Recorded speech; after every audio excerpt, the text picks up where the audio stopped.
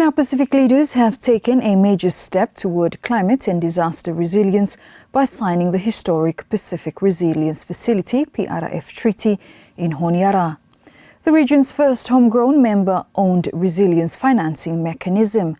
Honiara with the details.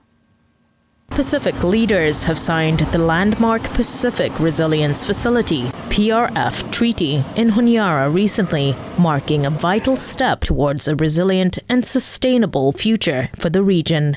The PRF is the first Pacific-led, member-owned regional resilience financing facility designed to assist Pacific Island states to prepare, respond, and recover from disasters and the effects of climate change. With the treaty now signed, efforts are moving forward to bring the facility into operation. The immediate next step now is to support our member countries to ratify the PRF treaty so that it can become a legal person. Once it becomes a legal person, then the council is established, the board is established, and one of the things we're doing now, we're working with members to do the programming co-design. How will we co-design the grants with civil society, private sector, with communities, with member governments, implementing partners, on how will we make it easy for our communities to access the grants, what the grants can be used for, how will we help our communities build resilience. So those are the next steps, and the outlook for the 2026 is that we'll be operationalizing the PRF together. And then by the 55th leaders meeting in Palau is when leaders are expecting for us to launch the first call for pilot projects. And then by 2027, we have to get money out the door to communities, to the grassroots communities.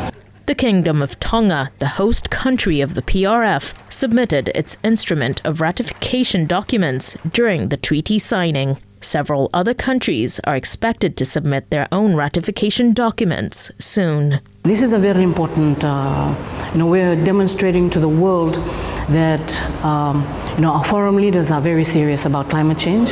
It's the greatest single security threat to our people and to our region, and also that we're responding proactively to the issue of climate access to climate finance. We're not getting a fair share of climate finance in terms of the disproportionate impact that it's having on our people.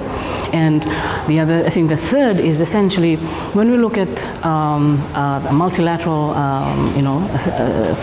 financial system, we look at the global vertical funds. We're not competing with them. This is a complementary institution. Songo acknowledged all Pacific Islands Forum members and their partners for their valuable support to the initiative. Just want to thank all of our partners and our members and our communities in advance, because this work will come to our members. We'll be touching the hearts and minds of communities all over our Blue Pacific. That will be facing challenges that we don't expect it to be easy. But I think one of the key things is the spirit of solidarity and unity, and the pride, the Pacific pride that we have in order to show the world that we can do it. We can do it. This is our first time to establish an institution like this. And 50 years from now, 70 years from now, we're creating an institution that will outlive all of us. So this is the pride of what we're trying to do now. At a time such as this, climate change will only get worse. And it's important that we make sure that this institution works, and if we hold hands, you and me together act now, in that spirit, we can do it. Over $160 million has been pledged toward the capitalization of the PRF, with the goal of reaching $500 million by the end of 2026. Honiara for SIBC TV.